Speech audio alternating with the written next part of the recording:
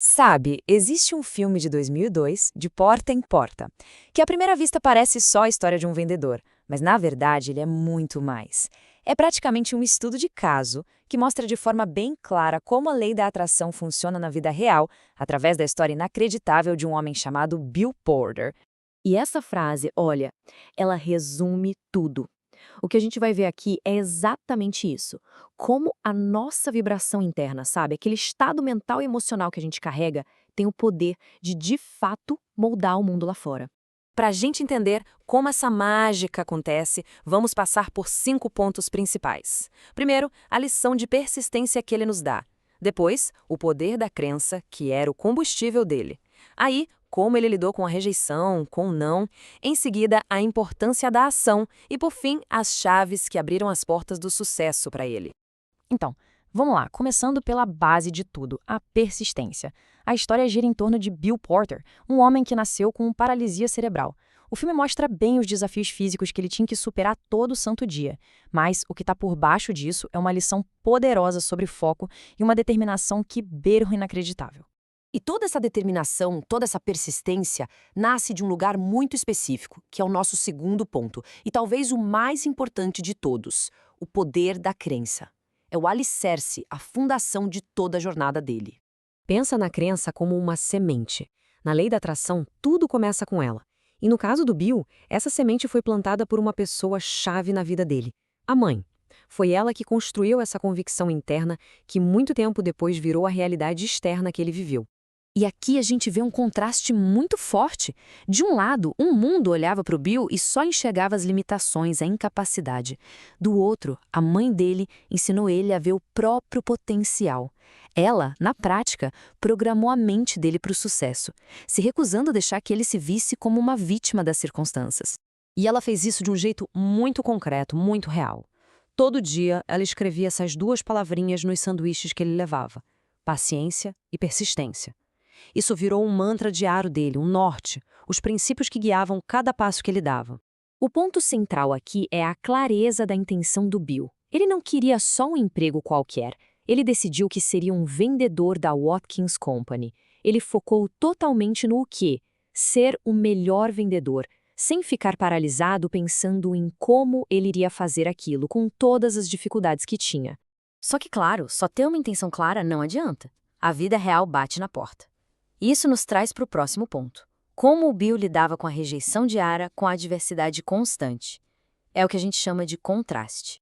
A rotina do Bill era o que a gente pode chamar de contraste extremo. Imagina só, caminhar quilômetros e quilômetros de porta em porta todo dia, debaixo de sol ou de neve, ouvindo centenas de nãos, passando por humilhações.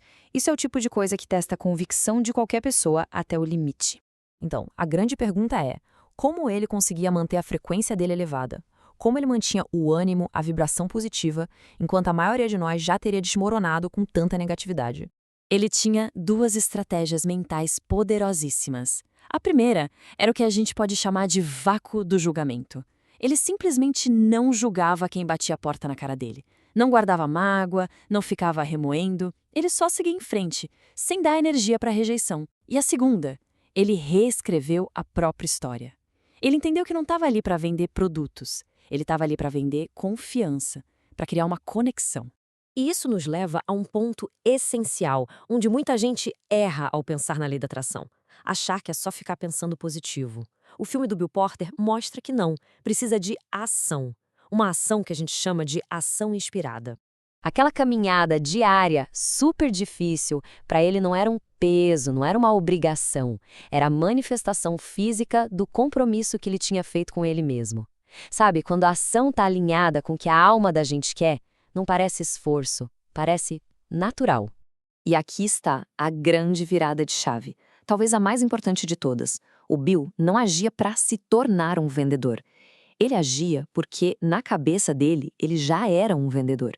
Ele só estava vivendo a identidade que ele já tinha assumido para si. É uma diferença sutil, mas que muda completamente o jogo. E quando alguém age com essa certeza, com essa consistência, o universo conspira a favor. As coisas começam a acontecer. A chegada da assistente dele, a Shelley, é o exemplo perfeito do que chamam de ponte de incidentes. Ela não apareceu por acaso. Ela foi a resposta do universo, a ajuda que ele precisava para expandir ainda mais o seu alcance. E agora a gente chega no clímax, o grande momento. Aquele ponto em que o mundo externo finalmente se dobra e se alinha perfeitamente com a visão interna que o Bill sustentou por décadas. E tá aí, a recompensa por anos e anos de persistência. Bill Porter é reconhecido oficialmente como o vendedor número 1 da empresa. Ele não só manifestou o sucesso financeiro, mas também o respeito e admiração de todo mundo à sua volta. Então, o que fica de lição dessa história toda? Primeiro, ignore as evidências físicas. A mente do Bill vivia na realidade do sucesso, não na realidade da condição física dele. Segundo, o poder da rotina. A disciplina diária dele criou uma energia, um momentum impossível de parar. E terceiro, vibrar no serviço. O foco dele era genuinamente ajudar as pessoas, e a abundância veio como consequência. Resumindo, a história do Bill Porter deixa muito claro que a lei da atração não é um passe de mágica. É uma questão de mentalidade. É um testemunho poderoso da força que o ser humano tem e do poder concreto de uma mente focada e de uma vontade que não se abala. E para fechar, fica essa reflexão. Ele conseguiu porque decidiu que nenhuma condição física era mais forte do que sua decisão mental. Bill Porter provou que quando a nossa vibração interna de persistência é mais alta que o barulho das limitações lá fora, o mundo não tem outra escolha a não ser abrir as portas.